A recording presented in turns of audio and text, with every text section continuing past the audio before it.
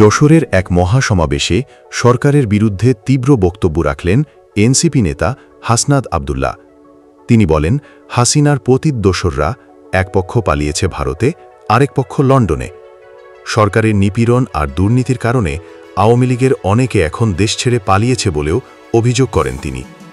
সমাবেশ থেকে তিনি আরও বলেন, জনগণের শক্ত আন্দোলনের মধ্য দিয়ে শেষ পর্যন্ত এই সরকারের পতন হয়েছে। একটা রাজনৈতিক দল, আমরা বলি লন্ডনে বসে ষড়যন্ত্র হয়। মুশারফের একটা রাজনৈতিক দল, লন্ডনে অবশ্যই ষড়যন্ত্র হয়। হাসিনার পতিতদোসররা একটা পক্ষ পালিয়েছে ভারতে, আরেকটা পক্ষ পালিয়েছে লন্ডনে। সুতরাং যারা ফেসিবাদ বিরোধী রাজনৈতিক দলে যারা আছেন, আপনারা গুসা করেন না। চাঁদাবাজ যদি আপনারা না হন, আপনাদের গায়ে তো লাগার কথা না। টেন্ডারবাজ যদি না হন, আপনাদের গায়ে তো লাগার কথা না।